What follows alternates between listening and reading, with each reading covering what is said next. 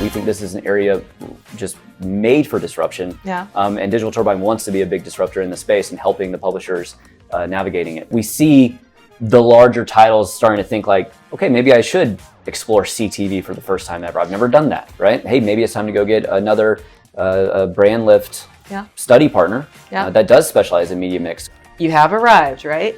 We're here. Stores are here. We're here. We're right? here. Let's awesome. go. Let's do it.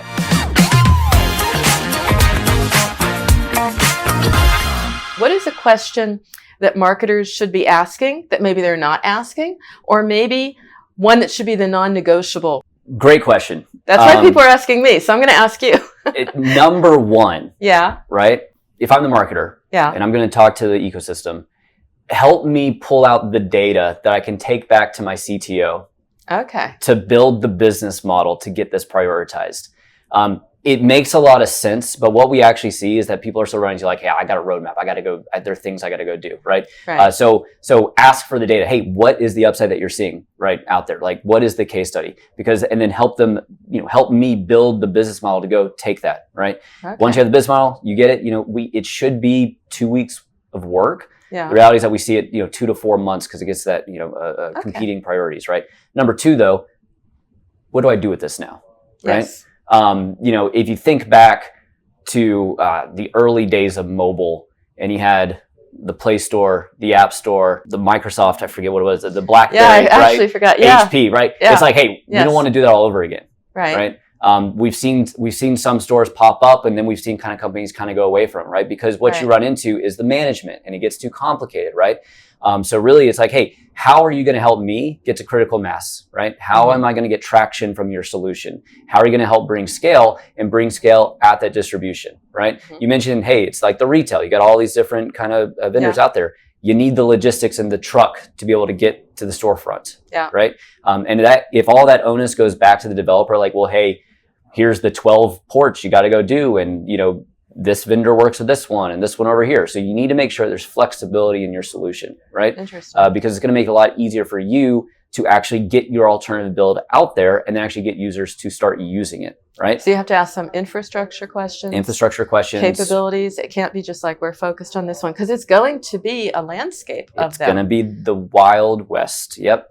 Sounds exciting. It is. We're focusing on trying to, hey, can we put together an alternative app distribution network for exactly that purpose, right? We're partnering with other companies in the ecosystem, because it's not just, hey, Digital Turbine, we can help you, but it's more like, hey, Digital Turbine, we can help you with like just an inroad, the pipe. And entry point to the ecosystem. Yep. And we've talked to other UA providers, and what we talk is like, guys, like what I want to be able to do is I'm talking to publisher XYZ.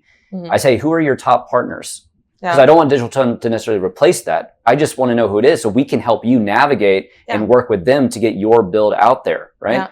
Because we are very excited that we've been talking about for years. We think this is an area just made for disruption. And Digital Turbine wants to be a big disruptor in the space and helping the publishers navigating it. So we see this as a rising tide, right? Lifts all the ships. I hear it. It's a strategy, basically. Absolutely. We didn't get to number 3 if you're a marketer. Oh, there's a third thing. Oh, there's a third thing. I got so excited about the one in the middle. I know. Because it is a game changer. First off, you got your CTO on board. Great. Great. Now you got your vendors on board. Great.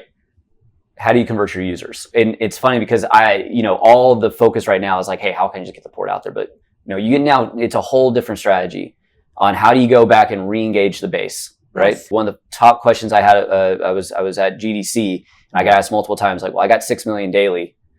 What do you tell them get them? How do I push them over? Right? Well, and this is where you get into the full funnel approach, because this is not just, hey, how do you get your paid UA into the new alternative build? How do you now start to think through that awareness and building through and getting it over, right?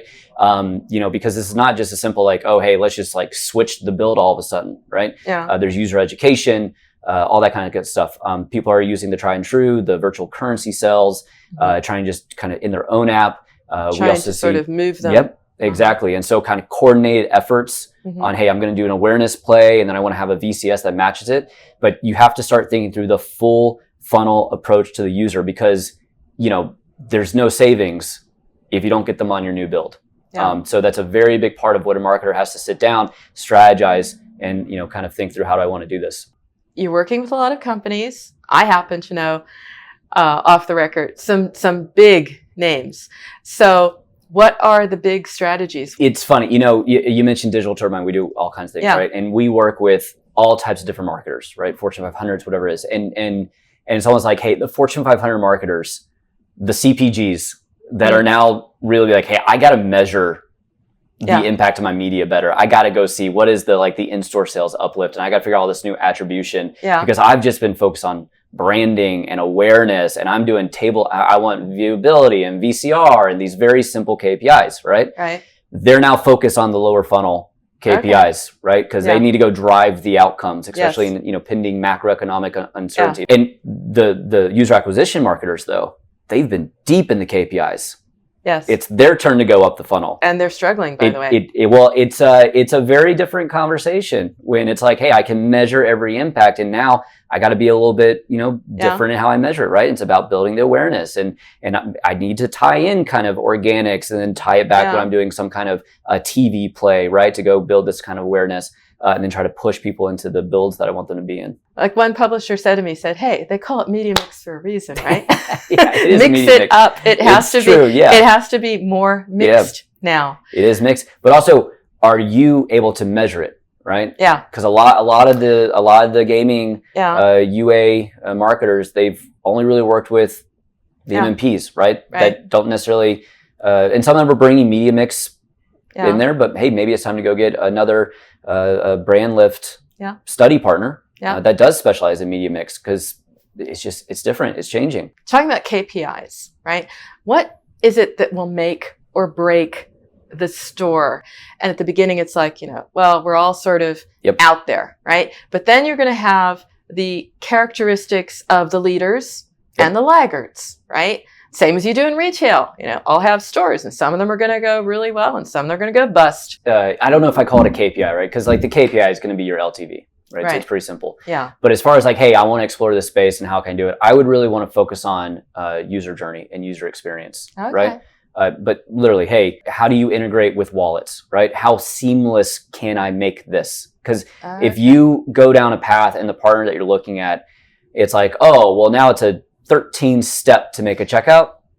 And that's why it's, well, hey, how seamless of an experience can I make this, right? How easy is the billing? I mentioned earlier, how do you handle the credit card processing? But that's really what you need to go and look at, right? I know I was talking to someone about their DTC, and I downloaded it and I went through the flow and was like, guys, your DTC it's hard, right? Because first off, you're taking me to a website with a URL I've never heard of. There's a trust issue, right?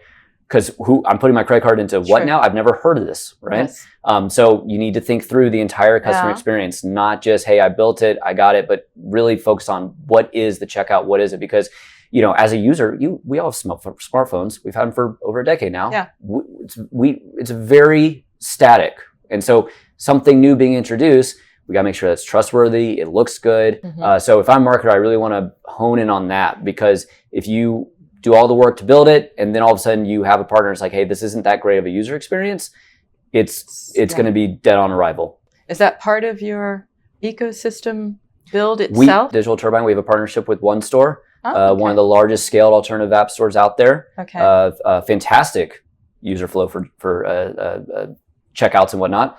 So we are very excited about our solution. We're going to have one of the most scalable solutions out in market that we're excited to kind of introduce to our publisher partners and just help them navigate this. I think you have arrived, right? App stores are here. We're here. We're here. Let's go. Let's do it. I got the energy. See you next year. Boom. There you go. I like it.